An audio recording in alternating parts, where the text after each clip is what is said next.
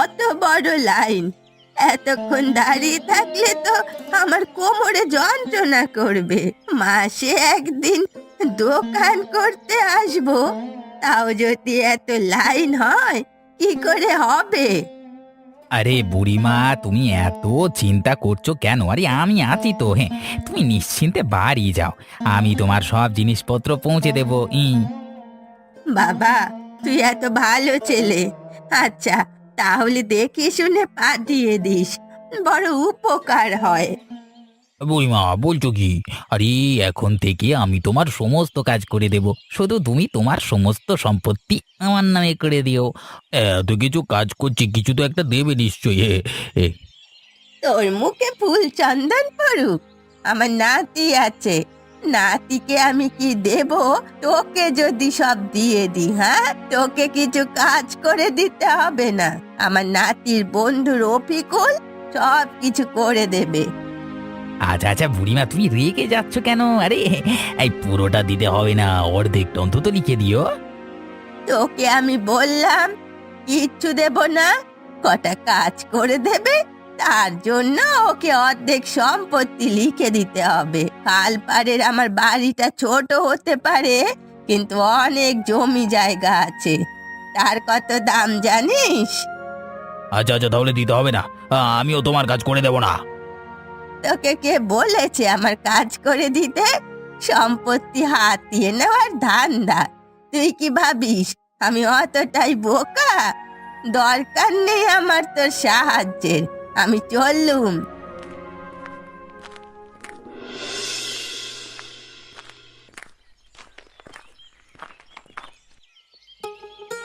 আরে কমল, আইটিতে কোথায় যাচ্ছিস রে? তুই আবার ওই দোকানে যাচ্ছিস না তো? দিদি, আমি তো ওই দোকানে সারা মাসে জিনিসপত্র নিতে যাচ্ছি। তুমি কি করে জানলে গো? তুমি কি ওই দোকানে গিয়েছিলে নাকি? হ্যাঁ, আমি ওখান থেকেই ঘুরে আসছি। যা বড় লাইন পড়েছে, এতক্ষণ দাঁড়িয়ে থাকা আমার পক্ষে সম্ভব নয়।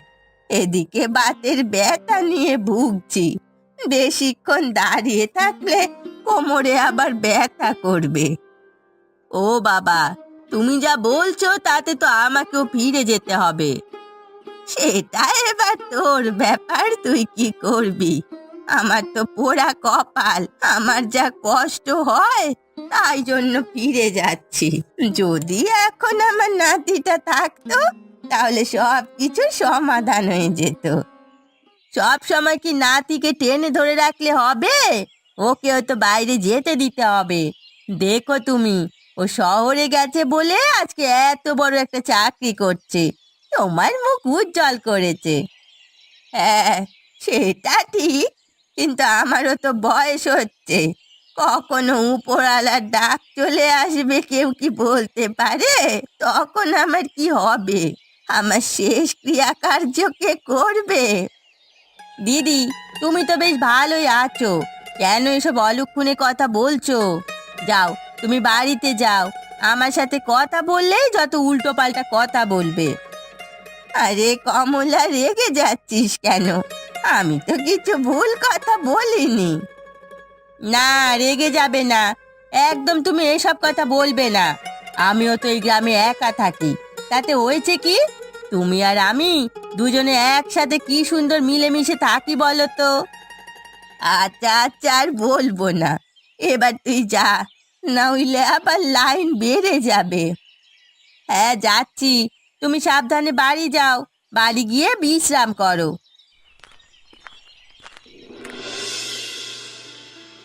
শুভেন্দু দাদা আবার কোথায় গেল?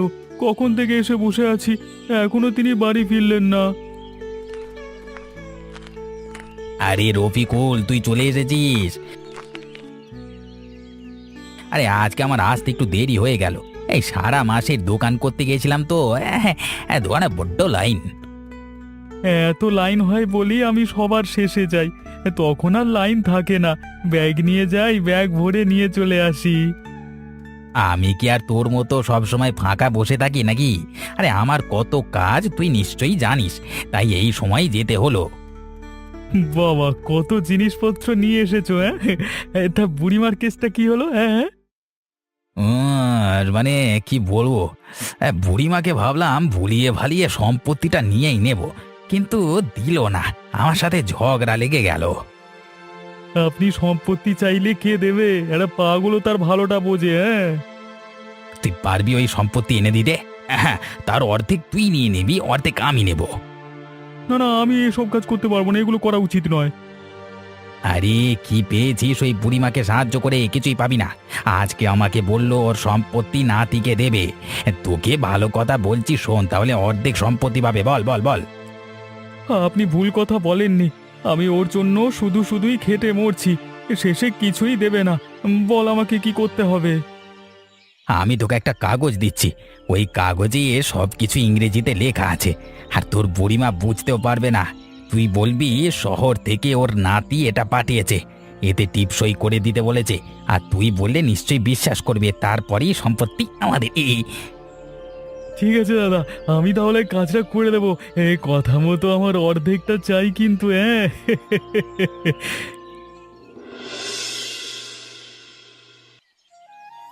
আরে বুঝলি কমলা, এবার নাতিটা এলে বিয়ে দেব। আমার ইচ্ছে আমি বেঁচে থাকতে থাকতে নাতিটাকে বিয়ে দেব। আরে বিয়ের বয়সও তো হয়ে গেল। দিদি, নাতিটার গলায় কেন বিপদ ঝুলিয়ে দিচ্ছ? একা আছে, ভালো আছে তো, আরো 2-3টে বছর যাক না। বিপদ? যা বলেছিস, এখনকার সব মেয়েরা যা জিনিস বোঝা শক্ত। উপর উপর খুব ভালো, কিন্তু মনে মনে কি আছে বলা যাবে না। তাহলে এত তাড়াতাড়ি চিন্তা ভাবনা করছো কেন? ছেলেটাকে আর কটা বছর শান্তিতে বাঁচতে দাও। ঠিকই বলেছিস, এত তাড়াতাড়ি ওকে বিপদের মুখে ঠেলে দেওয়াটা ঠিক হবে না। সাদা সিধে নাতি আমার। আজকে জানিস, আমাদের গ্রামের যে ব্যবসায়ী, কি যেন নাম তার, ভুলে যাচ্ছি। শুভেন্দু তার নাম। তা কি করেছে সে? আমি যখন লাইনে দাঁড়িয়েছিলাম তখন বলছে আমার সমস্ত কাজ করে দেবে। আমি ভাবলাম খুব ভালো কথা, তারপর বলছে তোমার সব সম্পত্তি আমার নামে লিখে দাও, আমি তোমার খুব খেয়াল রাখবো। আমিও বেশ করে কথা শুনিয়ে দিয়েছি। বেশ করেছো, পোড়া মুখো লোক একটা, সব সময় মাথায় বদমাইশি বুদ্ধি। কি করে নিজের সম্পত্তি বাড়ানো যায় শুধু সেই সব চিন্তা ভাবনা। এখন তোমার সম্পত্তির ওপর নজর পড়েছে, তুমি সাবধানে থেকো। ওই লোকটাকে বিশ্বাস নেই। একবার আসুক না, মোর ঝড়টা নিয়ে তেড়ে যাব। সম্পত্তির লোভ সারা জীবনের মতো ছাড়িয়ে দেব। ও তুমি থামো গো, তোমার এরকম কথা শুনে আমার হাসি পাচ্ছে। শুধু কথা নয়, তুমি এমন ভাবে অভিনয় করে বলছো যে কেউ দেখলেই হেসে ফেলবে। আমি তো সারা জীবন এভাবে আনন্দে থাকতে চাই, তার জন্য সব সময় এরকম করি। কি করব, একা মানুষ, নিজেকে ভালো রাখতে গেলে এসব একটু করতেই হবে। আচ্ছা, আজকে বাড়ি গেলাম, দেখি বাড়ির কাজগুলো আস্তে আস্তে করি।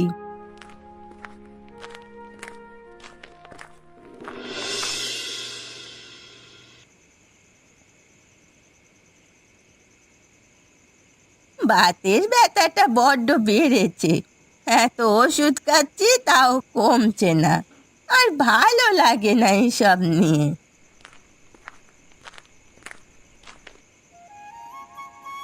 বুড়িমা, কি করছো? ও, বাতের ব্যথার জন্য পায়ে সেঁক দিচ্ছ বুঝি? আজে রফিকুল, বাতের ব্যথাটা এই কদিন বড্ড বেড়েছে, এত ওষুধ খাচ্ছি তবুও কমছে না। একা কাজকর্ম করতে হচ্ছে। তা তুই এই সময় আমার বাড়িতে এলি, কিছু দরকার আছে নাকি? হ্যাঁ গো বুড়িমা, আজকে সকালে রোহিত এই কাগজপত্রগুলো পাঠিয়েছে শহর থেকে, আর তার সাথে চিঠি লিখে পাঠিয়েছে এই কাগজগুলোতে দিদার টিপসই নিয়ে অতি দ্রুত পাঠিয়ে দিতে। সকালে পাঠিয়েছে? তাহলে তো সকালেই চলে আসতে হয়। হ্যাঁ, তুই যখন তাড়াতাড়ি চাই। আসলে আমি কাজে গেছিলাম তো, তাই জন্য আসতে পারিনি। তুমি এখন তাড়াতাড়ি টিপসইটা দিয়ে দাও, আমি গিয়ে পোস্ট অফিসে জমা করে দিয়ে আসি। তবু নাতিটা আমায় একটা চিঠি লিখলো না, তোকে দিয়ে বলে পাঠালো আসুক বাড়িতে, তারপরে মজা দেখাচ্ছি। বুড়িমা, এখন খুব কাজের চাপে আছে রোহিত, আর এইসব কাগজপত্র ইংরেজিতে লেখা আছে তো, তাই জন্য আমাকে পাঠালো। আমি যদিও বা অত ভালো করে বুঝি না, মনে হয় কিছু মানে দরকারি কাগজপত্র। তুমি এই টিপসইটা করে দাও না গো, এই দেরি হচ্ছে তো। হ্যাঁ, দে দে। দরকারি সব জিনিস দরকারি কাজ আগে মিটিয়ে ফেলাই ভালো। তুমি কি জানো বুড়ি, এতে স্বাক্ষর করে তুমি কত বড় ভুল করলে? এখন এই সমস্ত সম্পত্তি আমাদের হয়ে গেল, এবার আমি এর অর্ধেক পেয়ে যাব। আমারও তাহলে এখন অনেক সম্পত্তি হবে। রফিকুল, তাড়াতাড়ি যা তাহলে পোস্ট অফিসে কাগজপত্র জমা দিয়ে দে। শহরে যেতে যেতে আবার 2 দিন লাগে। বুড়িমা, আমি তাহলে এখন আসি, তোমার সাথে পরে কথা বলবো। আর যদি কিছু দরকার হয় আমাকে খবর পাঠিও, কেমন?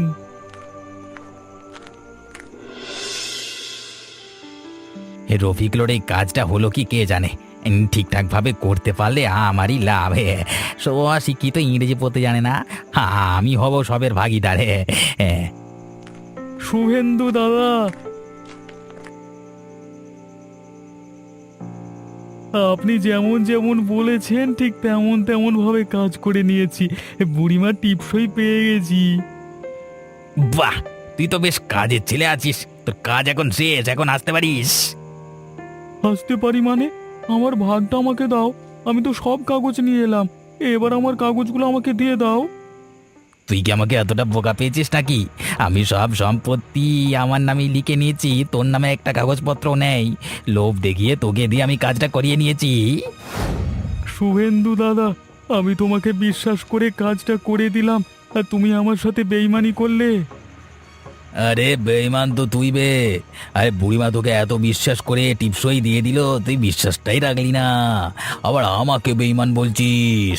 এই বুড়িমাকে তো তুই কেউ ভালোবাসতিস, ভালোবাসা কোথায় গেল, উড়ে গেল। শুভেন্দু দাদা, কাজটা কিন্তু তুমি ভালো করলে না। আমি ইংরেজি জানি না বলে তুমি সেটার ফায়দা নিয়ে নিলে। আমি ব্যবসায়ী মানুষ বে। এই তোদের মতো অশিক্ষিতদের দুবার বেচে আবার কিনে নেব। তুই নাকি আমার ভাগিদার হবি, এটা সম্ভব? যেমন আমার কাজ করছিস তেমনই করবি। এবার যদি এই কাজটাও ছেড়ে দিতে চাস তাহলে ছেড়ে দে, আমি নতুন কাজের ছেলে রেখে নেবো, নে না। সবাই ঠিকই বলে, ব্যবসায়ীদের কখনো বিশ্বাস করতে নেই, তারা তাদের লাভ নিয়ে ঠিক বেরিয়ে যাবে, আর সাধারণ মানুষ হাহাকার করবে। তবে এইভাবে কতদিন? ওপরওয়ালা নিশ্চয়ই এর একটা বিহিত করেই ছাড়বে। ওপরওয়ালা আমাকেও ছাড়বে না, কারণ আমিও বেইমানি করেছি। এই রাত দুপুরে আমার কানের কাছে আর জ্ঞান জ্ঞান করিস না, বাড়ি গিয়ে ঘুমিয়ে পড়। অনেক কাজ করে দিয়েছিস আমার।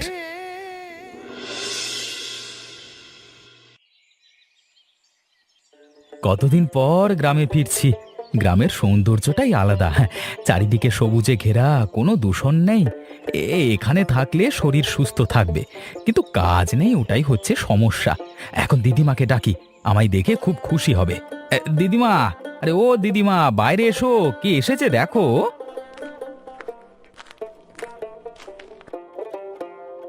ও মা, তুই এসেছিস? আয় আয়, আমার কাছে আয়। কতদিন পর তোকে দেখছি রে। ঠিকঠাক ভাবে খাওয়া দাওয়া করিস না বল? আগের থেকে কত রোগা হয়ে গেছিস। কই রোগা হয়েছি, আমি তো ঠিক আগের মতোই আছি। হ্যাঁ, তুমি অনেকদিন পর দেখছো বলে তোমার মনে হচ্ছে, আসলে ওসব কিছুই না। তুই হঠাৎ এখন এলি কি করে? তোর তো খুব কাজের চাপ শুনেছিলাম। আমাকে কাল রফিকুল এসে বলে গেল, বলল তুই নাকি চিঠিতে লিখেছিস আর কটা কাগজপত্রে টিপসই নিয়ে যেতে বলেছিস। সব তো কাল সন্ধ্যা এসে করে নিয়ে গেল। এসব আমি কখন বলেছি? আমি তো এখন কোনো চিঠি লিখিনি। নিশ্চয়ই কোনো কিছু ষড়যন্ত্র করছে কেউ। এসব দিদিমাকে জানতে দিলে হবে না, দিদিমা আবার চিন্তা করবে। ব্যাপারটা আমাকেই দেখতে হবে।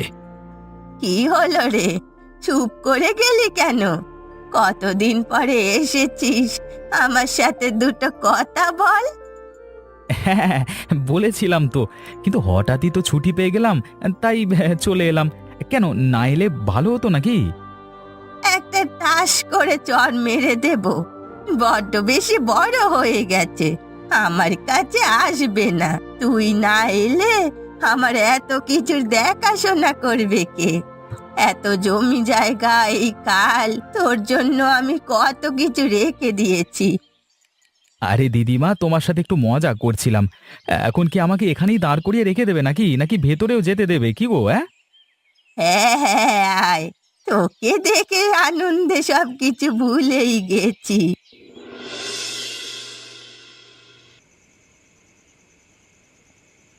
এ রফিকুল, রফিকুল, বাইরে বেরিয়ে আয় বলছি। তোকে আজকে আমি দেখে নেবো, বেরিয়ে আয়। আরে রোহিত যে, কতদিন পর তোর সাথে দেখা রে ভাই। আয় আয় আয়, বুকে আয় ভাই, বুকে আয়। তুই কি মনে করেছিস? হ্যাঁ, তুই সব কিছু করবি আর আমি কিছুই জানতে পারবো না? কালকে সন্ধেবেলায় আমার দিদিমার কাছ থেকে কি কাগজে টিপসই নিয়েছিস আমার নাম করে বল। মারিস না ভাই, মারিস না। আমি আমি আমি- আমি তোকে সব কিছু সত্যি কথা বলছি। আমি ভুল করেছি রে, তার জন্য আমি নিজেও পস্তাচ্ছি। কি হয়েছে তাড়াতাড়ি বল, না হলে কিন্তু তোকে মেরেই ফেলবো। আসলে আসলে আমিও শুভেন্দু ব্যবসায়ীর কাছে কাজ করি, তো ওর নজর তোর দিদিমার সম্পত্তির উপর পড়েছে। ও আমাকে বলেছে দিদিমার কাছ থেকে টিপসই নিয়ে এলে তোকে অর্ধেক সম্পত্তি দেব। উনি আমাকে এমনভাবে বোঝালেন, আমিও করতে রাজি হয়ে গেলাম। ও, তার মানে এখন তুই অর্ধেক সম্পত্তির মালিক। ভালো কথা বলছি, সম্পত্তি ফিরিয়ে দে, না হলে কিন্তু খুব খারাপ হয়ে যাবে। বাকিটা শোন না গে। তারপর আমি সই নিয়ে গেলাম শুভেন্দুর বাড়িতে, গিয়ে ওনাকে কাগজটা দিলাম। তারপর উনি আমাকে বলেন, এতে তোর নাম নেই, সব আমার। এইভাবে আমার সাথে ধোঁকা করে এখন সব সম্পত্তি ওর হাতের ভাই। তোকে আমি নিজের ভাইয়ের মতো ভাবতাম, আর তুই? ছি ছি ছি ছি ছি। আমাকে মাফ কর, আমার জন্য এসব তো হয়েছে, আমি ফিরিয়ে দেবো, তুই আমাকে বিশ্বাস কর। তোকে বিশ্বাস করা ছাড়া উপায়ও নেই, করলাম বিশ্বাস। ছি ছি ছি ছি ছি, ভাবতেও পারছি না তুই।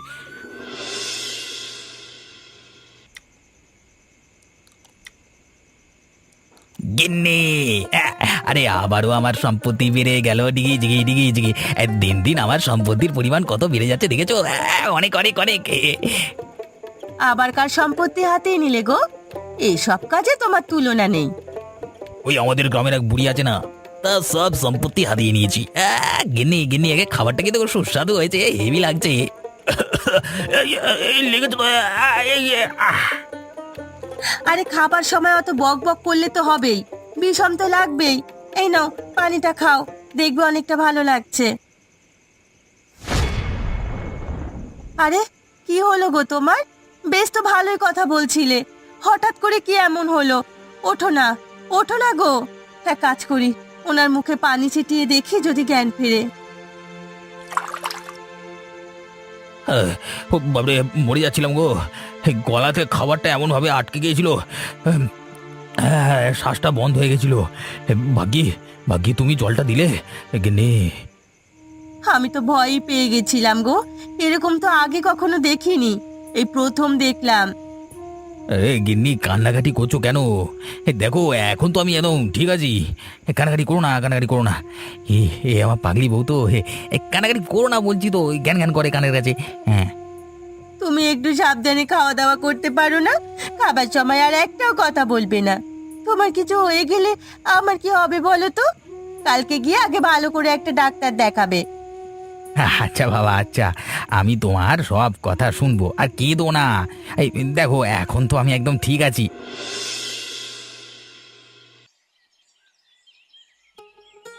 আরে রোহিত, রফিকুল, দুই বন্ধু একসাথে কোথায় যাচ্ছিস? শহর থেকে কবে ফিরলি রোহিত? আমি কালকেই ফিরেছি, আর আপনার কাছেই যাচ্ছিলাম আমরা দুজন। কেন, কি হয়েছে? কিছু সমস্যা নাকি? সমস্যা মানে অনেক বড় সমস্যা হয়ে গেছে, ওটা আপনাকে ঠিক করতেই হবে। আরে কি সমস্যা হয়েছে সেটা আগে বল। ওই শুভেন্দু ব্যবসায়ীর কথা মতো কয়েকটা কাগজে রোহিতের দিদিমার টিপসই নিয়ে নিয়েছিলাম। আসলে এই কাগজপত্রে লেখা ছিল সমস্ত সম্পত্তি শুভেন্দুর নামে করা হলো, কিন্তু শুভেন্দু দাদা আমাকে লোভ দেখিয়েছিল, বলেছিল অর্ধেক সম্পত্তি নাকি তোর নামে করে দেবে, কিন্তু করেননি। রফিকুল, তুই এমন কাজ কবে থেকে করছিস? আমি তো জানতাম তুই ভালো ছেলে। ছি ছি ছি ছি ছি। মোড়ল মশাই, ও অনেক বড় ভুল করেছে, আমার কাছে ক্ষমা চেয়ে নিয়েছে। আমি আবার ওকে বিশ্বাস করলাম। আপনি বলুন, এই সম্পত্তি কিভাবে আবার ফিরে পাবো আমরা? কারণ ওগুলো আমার দিদিমার সম্পত্তি। দিদিমা যদি জানতে পারে এরকম ঘটনা ঘটেছে, তাহলে উনি নির্ঘাত হার্ট অ্যাটাক করে মারা যাবেন। দেখ রোহিত, এখানে আমি কিছু করতে পারবো না, কারণ তোর দিদিমা নিজেই টিপসই দিয়েছে। তাহলে শুভেন্দু দাদাকে ভয় দেখালেই হয়। কাকে ভয় দেখাবে? আরে ওর তো খুব শরীর খারাপ, ওর বাড়িতেই তো যাচ্ছি আমি। কালকে রাত থেকে নাকি খুব শরীর খারাপ হয়েছে। আর তোদের ব্যাপারটা আমি কিছু করতে পারবো না। তোরা যদি বুদ্ধি খাটিয়ে কিছু করতে পারিস তাহলে কর, আমি এখন যাই। আমার মাথায় একটা জবরদস্ত বুদ্ধি এসেছে। আমি শুনেছিলাম শুভেন্দু তার স্ত্রী নাকি অতটা লেখাপড়া জানে না। আর তুই তো শুভেন্দুর কাছে কাজ করতিস, তুই গিয়ে কাগজপত্রগুলো দেখে বের করে নিবি। ওর স্ত্রীকে বলবি এগুলো দরকার, এভাবেই তুই নিয়ে চলে আসিস। হ্যাঁ, বুদ্ধিটা ভালো, তবে দেখি পারি কিনা কাজটা।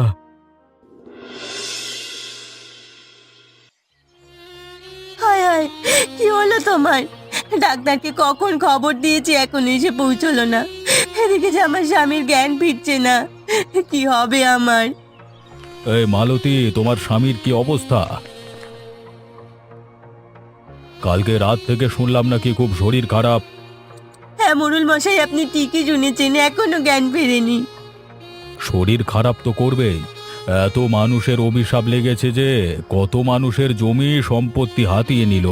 ওর কি আর ভালো হবে? মোড়ল মশাই, এইসব কথা এখন থাক না, মানুষটা তো অসুস্থ। অসুস্থ তো আমি কি করব? আমি তো আর ডাক্তার নই। যেটা করেছে সেটাই বললাম। আমি সব জেনেও তো কিছু করতে পারবো না, কারণ ও তো সব নিজের নামে করে নিয়েছে। এরকম মানুষের কি করে ভালো হবে আমাকে বলতে পারো? আমি মানছি উনি অনেক খারাপ কাজ করেছেন, তাহলে আপনি এসে ওনাকে অভিশাপ দিচ্ছেন? না না, আমি অভিশাপ দিচ্ছি না। পারলে সমস্ত সম্পত্তি যার যার থেকে লুটে নিয়েছিল সকলকে ফিরিয়ে দিও। আশা করছি ওপরওয়ালা একটু হলেও দয়া করবে। এর থেকে বেশি কি আর বলবো? হ্যাঁ, আপনি ঠিক কথাই বলেছেন। এরকম চুরি করা সম্পত্তি থাকার থেকে না থাকাই ভালো। আমার কাছে আমার স্বামীর জীবন আগে, তারপরে সবকিছু। এর যা অবস্থা, একে একমাত্র ওপরওয়ালাই বাঁচাতে পারে। সব কিছু এখন ওপরওয়ালার হাতে। দেখো তোমরা তোমাদের ভুলের প্রায়শ্চিত্ত করতে পারো কিনা। চললাম আমি।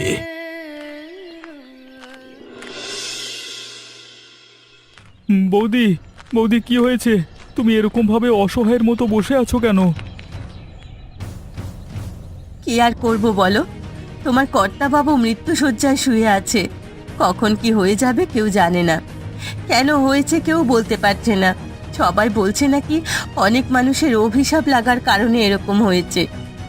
হ্যাঁ বৌদি, এরকম হতেই পারে।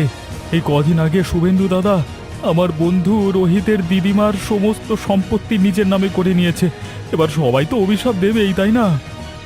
আচ্ছা, আমি যদি তোমাদের জমি জমা ফিরিয়ে দিই, তাহলে তো নিশ্চয়ই তোমাদের দাদা ঠিক হয়ে যাবে। হ্যাঁ, হয়ে যেতেই পারে। তাহলে বৌদি, তুমি কাগজে দাদার একটা টিপসই করিয়ে রোহিতকে দিয়ে দাও। রোহিত বাবু, তুমি কিন্তু আমার স্বামীর জন্য উপরওয়ালার কাছে একটু দোয়া করবে। আমার স্বামী ভালো হয়ে গেলে এরকম কাজ কখনো করবে না। নিশ্চয়ই দোয়া করব। তবে আমার দিদিমার জমির কাগজপত্রগুলো পেয়ে গেলে ভালো হতো। আপনি একটু তাড়াতাড়ি করুন। রফিকুল, তুমি তাহলে তাদের পত্রগুলো আলমারি থেকে বের করে ওই ঘরে নিয়ে এসো। আমি তো ইংরেজি পড়তে জানি না, তুমি একটু পড়ে দিও। বৌদি, তুমি তাহলে দাদার কাছে যাও, আমি নিয়ে যাচ্ছি। রোহিত, তুই বৌদির সাথে যা। হ্যাঁ। কি হলো, রফিকুল কি কাগজপত্রগুলো খুঁজে পেল না নাকি? এত দেরি করার ছেলে তো ও নয়।